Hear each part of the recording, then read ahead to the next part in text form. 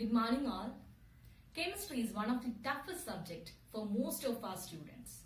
They simply can't get a grip of this subject. But chemistry is an interesting subject if you are able to get the concepts right.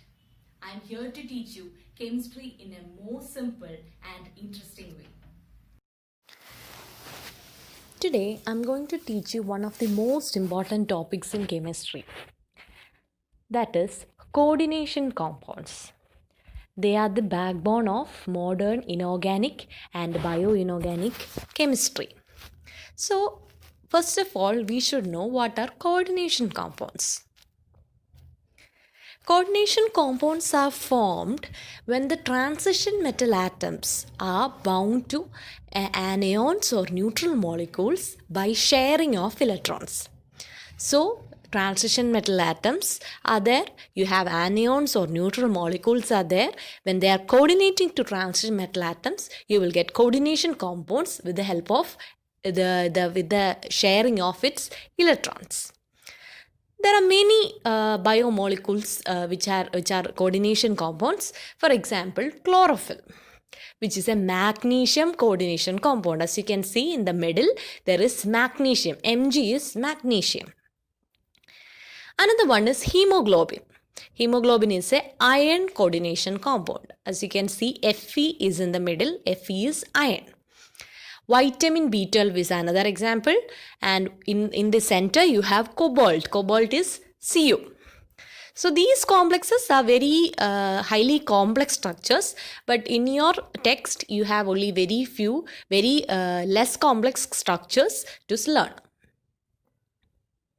So many important terms that you should remember while studying this coordination chemistry. First term is central atom or ion. So what are the central atom?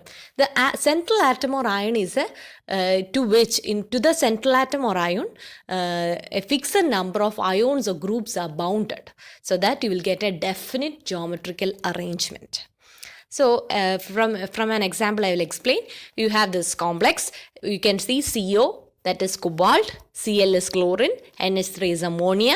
So this is a complex. So the central atom here it is cobalt. CO is the central atom, to which from the definition, to which a number of ions or groups are bounded. So chlorine and ammonia is bounded to cobalt, and thus cobalt is the central atom.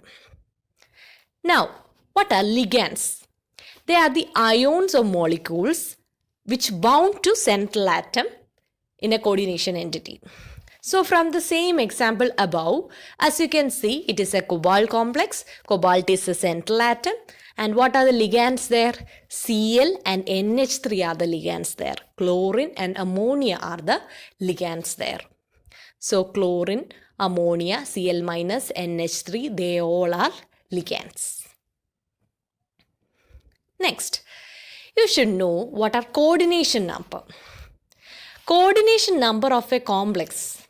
It is defined as the number of ligand donor atoms to which the metal is directly bonded.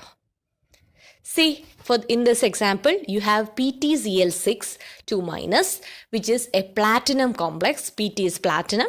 You have Cl6. 6 chlorine atoms are coordinating to this platinum, and thus the coordination number is 6 in this case. Now, the next term is coordination sphere.